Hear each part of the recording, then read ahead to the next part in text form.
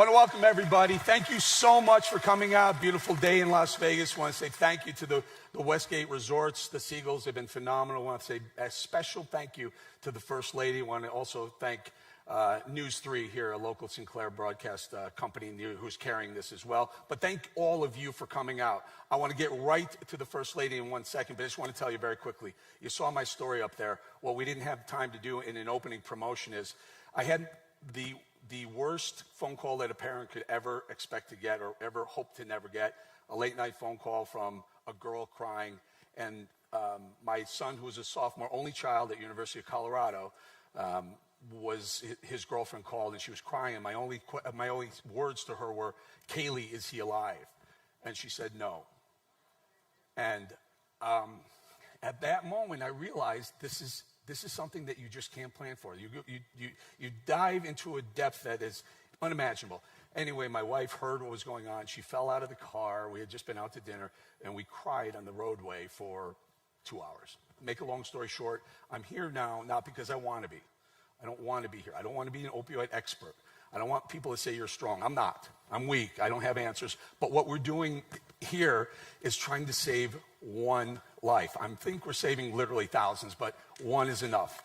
All right, I don't want to waste any more of your time because she's on a very, very tight schedule. She is amazingly busy. I want to introduce to you right now a good friend of mine.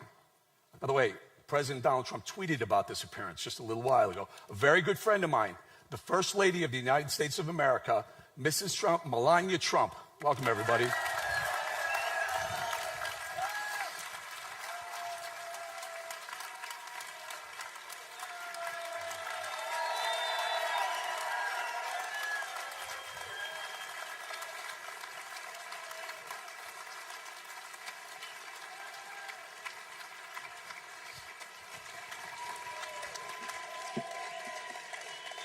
Thank you, Eric. I'm honored to be with you again. Good afternoon. I'd like also to take a moment to thank you for the strength you have shown, despite what I know to be the grief you and Adrian deal with each day. People who are able to use a profound loss to help others are an inspiration to all of us. You honor your son each day by shining a light on this nation's opioid crisis and by the lives I know you are saving. Thank you again for allowing me to spend part of such a heartfelt and impactful event. The United States is by far the largest consumer of opioids, using more pills per person than any other country in the world. In fact, overdose deaths have quadrupled since 1999 and now account for the majority of fatal drug overdoses. These overdoses are being driven by a huge increase in addiction to prescription painkillers, heroin, and now fentanyl. No part of our society or our country has been spared for the deadly disease or drug addiction. As most of you here know, my husband and his entire administration are committed to fighting the nation's opioid epidemic. As the statistics very clearly demonstrate, it is the worst drug crisis in American history, and as such, the President declared it a public health emergency and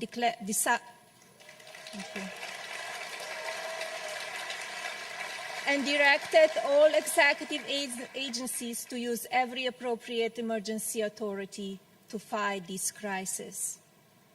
I have been honored to work alongside many of those agencies, including the Department of Health and Human Services, the Department of Homeland Security, the Office of National Drug Control Policy, and now joining us later today, the United States Drug Enforcement Agency.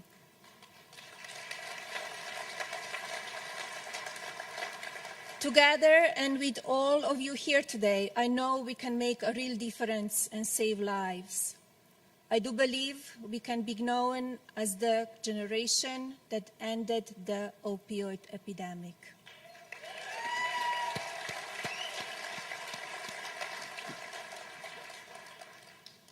I'm so proud of the hard work and results that have already been demonstrated, including the work being done alongside doctors and medical professionals to carry out best practices for safe opioid prescribing, and requiring federally employed prescribers to receive special training to reduce overprescribing and increase access to evidence-based treatments.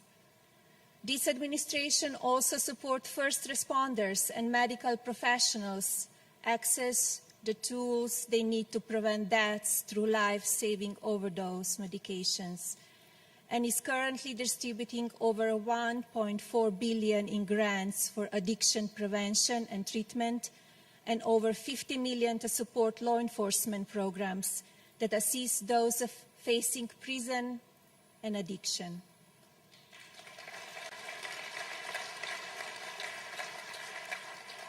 The United States Postal Service has strengthened its inspections of packages coming into our country to try and stop the flow of fentanyl, a synthetic opioid that is 50 times stronger than heroin and manufacturing in China. The Centers of Disease Control and Prevention has launched an awareness campaign called RX Awareness, and will soon be launching another anti-stigma campaign called Crisis Next Door in partnership with the White House. This campaign will give a voice to those affected by opioid crisis by allowing them to share their stories. And Eric Bowling was one of the first to share his family's story, inspiring hundreds more who have followed his lead. When I took opioid abuse as one of the pillars of my initiative Be Best, my focus has mainly been on neonatal absence syndrome, which are conditions that occur when a baby withdraws from the drugs it was exposed during pregnancy. After they are born, these innocent babies endure nausea, pain, anxiety, sleeplessness, and trouble eating, the same as adults who undergo detox. We must do all that we can to educate young mothers and on the danger of abusing drugs and encourage medical facilities around the country to implement programs such as the Maternal Addiction Treatment, Education, and Research Program at Thomas Jefferson University Hospital in Philadelphia, Pennsylvania.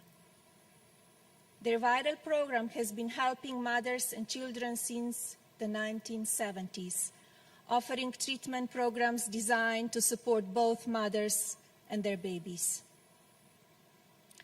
Less than a year later, and after meeting with so many families with heartbreaking stories, I have started to expand my focus with the goal of helping children of all ages. I have visited many hospitals and facilities dedicated to helping all who have been affected by the disease of drug addiction. I have spent time with adults who are addicted, babies born addicted, and families coping with the addiction of a loved one. And every time I'm struck by just how many people have been touched by drug addiction. Whether it is because of personal use or that of family members, friends, co-workers, or neighbors, opioid addiction is an illness that has truly taken on hold of our country. I have learned that we have a responsibility to not just ourselves, but also those who may be struggling around you. I have said this before, but it bears repeating. While you may never personally become addicted, the chances of you knowing someone who struggles with a high. And if you or someone you know needs help, please be brave enough to ask or strong enough to stand with them as they fight through the disease. Please educate yourselves so you know the signs of addiction and also feel secure enough to talk about it and keep talking about it until help arrives. If even one of you lives here today and talks to a friend or family member about the potential to end this crisis, then we have succeeded. Ending this opioid will require continued effort by the entire country, including the government, neighborhoods, and communities, and private organizations. I'd also like to take a moment to challenge the media to cover this very real issue as often as possible. In 2017, we lost at least 72,000 Americans to overdoses. That's 197 Americans' lives per day, more than 8 lost lives per hour. I challenge the press to devote as much time to the lives lost and the potential lives that could be saved by dedicating the same amount of coverage that you do to idle gossip or trivial stories.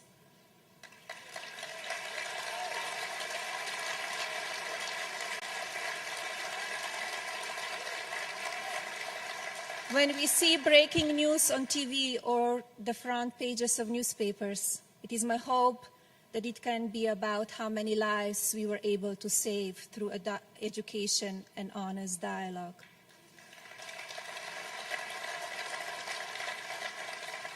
We all have a real opportunity to help this country to save lives, and I know these are the real issues that people care about.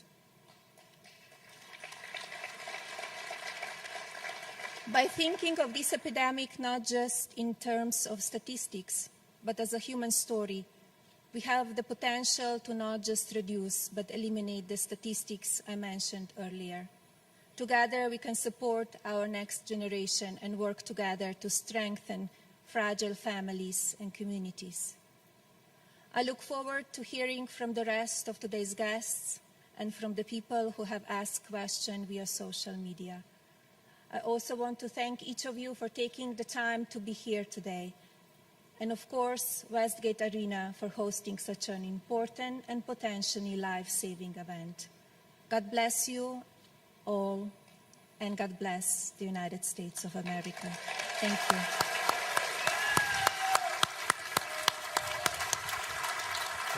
That was wonderful. That was great. So we stand here just stay with us for 1 second. The First Lady of the United States, everybody. We're here at Las Vegas. First Lady.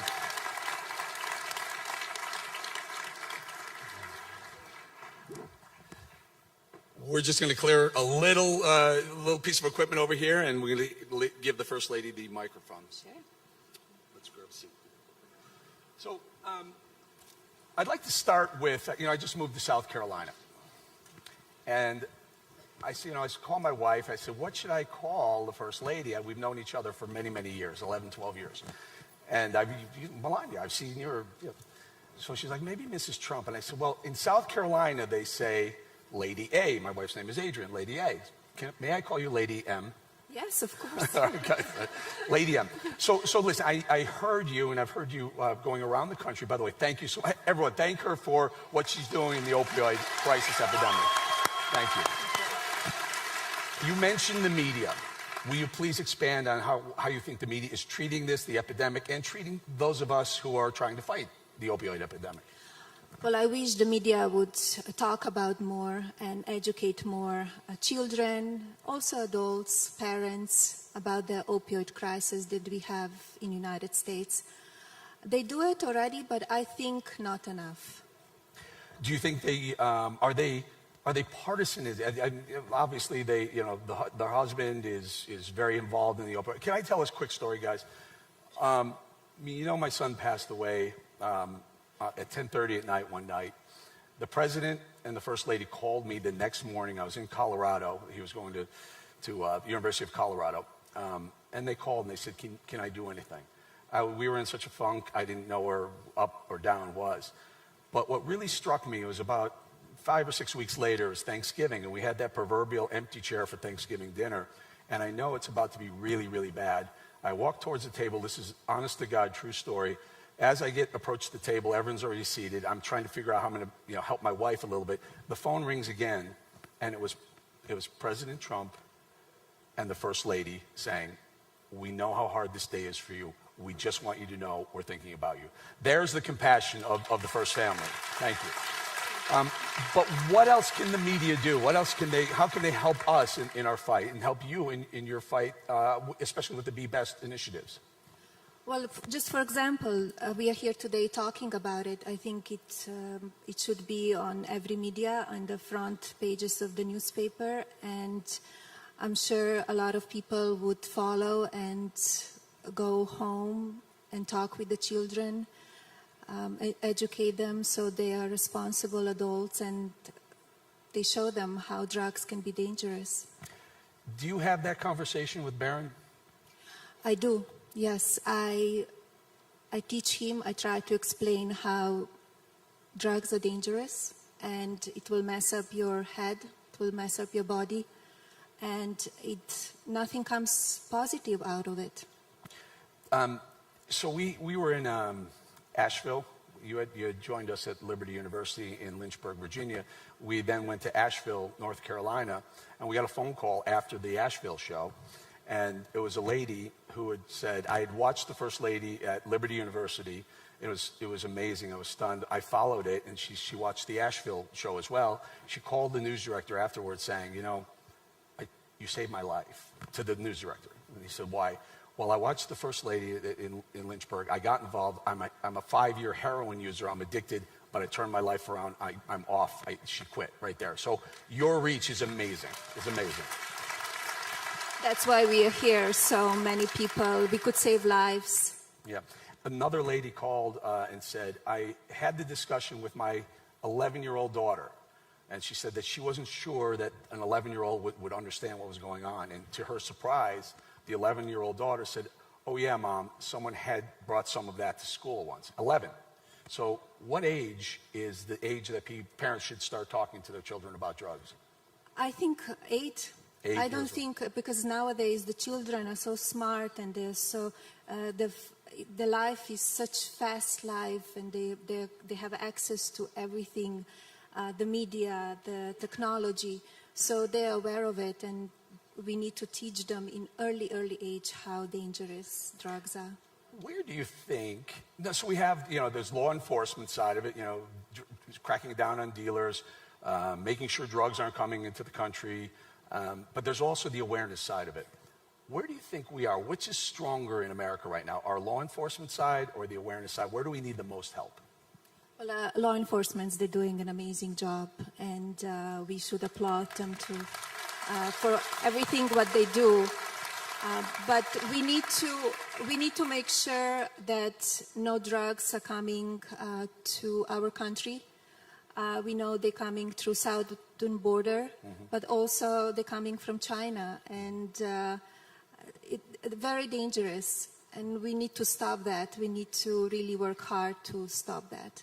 So I was, yeah, please.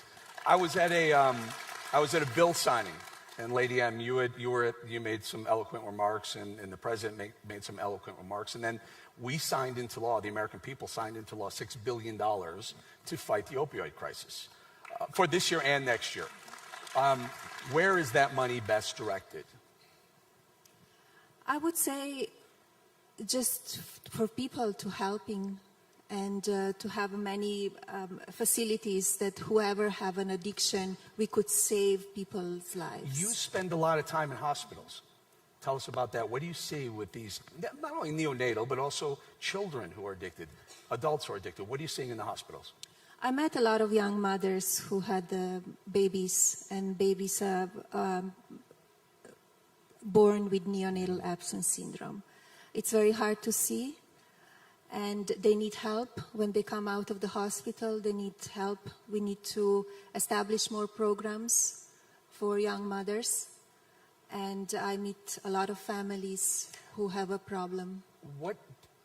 Tell us about it, holding a baby that's addicted to an opioid. What does that feel like? What does that look like? What is that experience like? It's very touching. It's in one way it's very sad, but I have a hope because we have a lot of great professionals who they know what they're doing, and they're saving those babies, and those babies slowly transition to a healthy lifestyle. And they're shaking sometimes, or they're They're shaking. They cannot sleep. They have nausea. They don't eat properly. And it takes time before they go off the drugs. It's like it's a slow process. In your home country, is there a drug problem the way it is here? It's not the way it is here. Of course, every country has a drug problem, but it's not the way it is here. It always was a problem, but they're doing the best that they can to prevent the young children to go in the wrong path. Are they doing something differently than we are? I think the stigma needs to be addressed, and we need to talk about it, and whoever has a problem should not be ashamed to come forward to ask for help. Yeah. One of the things we've learned, folks, is that as we go around the country, and again, Sinclair's been great, we've been doing 14 of these. I think that's the thing that we've realized the most. The best tool to fight the opioid crisis is removing the stigma. And what we mean is, if you're a young person who's worried about getting thrown off a football team, or getting, suspended from school, or in trouble with your parents, or someone who's in the workforce worrying about getting fired, or someone worrying about being arrested if they show up at a first responder with drugs on them trying to help a friend, that's got to go away. Most states are passing what's called Good Samaritan laws, which allow you, if your friend is having a problem, overdosing, to bring the friend in and no questions asked, they will be taken care of. Do we need more of that?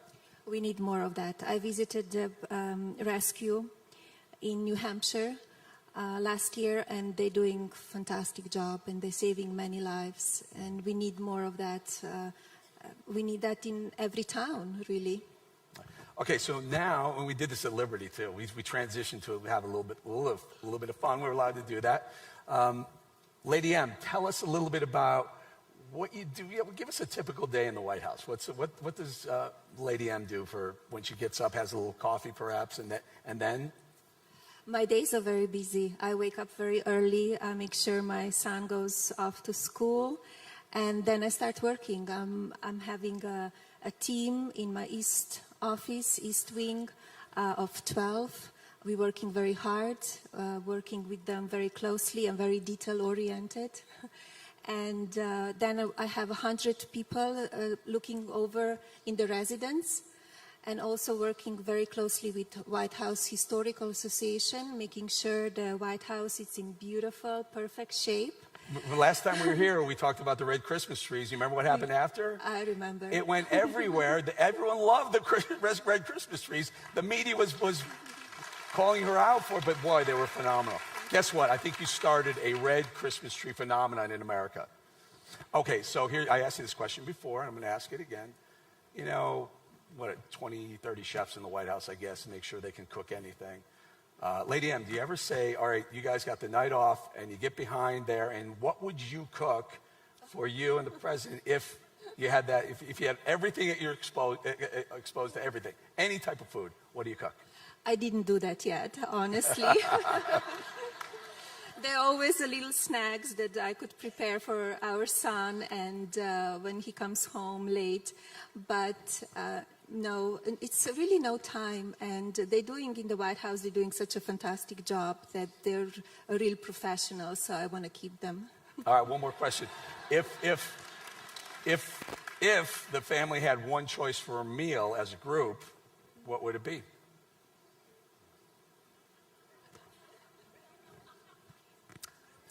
Casserole? McDonald's? Someone said McDonald's. Maybe spaghetti. There we go. All right. What I want to do now is we ask social media for some questions. And the reason why I'm doing this is the New York Times had heard that we were going to ask questions of the First Lady, and they called me. They said, are you really going to do that, or are you going to make these up? And I swear to you, I didn't make these up. These are legitimate social media questions from both Facebook and Twitter and commentary.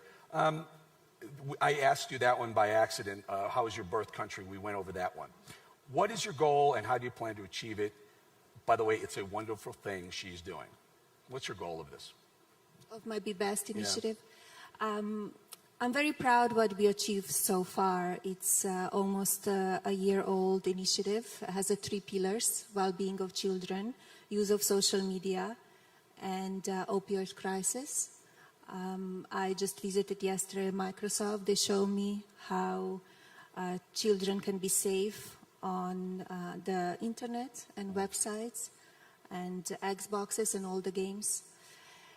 And I'm very proud what we achieved so far. I want to shine a light on the successful programs and give them the voice and support them and partner with them. So people across the country and around the world, they will have more knowledge and we educate them. Very good. Couple quick comments. They want us to wrap because we have the First Lady has a very tight schedule. Very quickly, taking from screen grab, my 5-year-old granddaughter woke up after getting dressed and said, "I think I look like that beautiful lady in the White House." Please keep fighting the fight for the children of America. And you want to know something? They're right. Our children deserve us to fight for them. First Lady Melania Trump. One quick question before we go. I'm sorry, producers. One quick question. There's a bowling alley in the basement of the White House. Ever go bowling? I just renovated it. It looks beautiful. It really looks beautiful, yes. And we have fun sometimes, and I'm looking forward to using it more now that it's right there close to our house. Who doesn't want to bowl in the White House? I know I do. Everybody, ladies and gentlemen, the First Lady.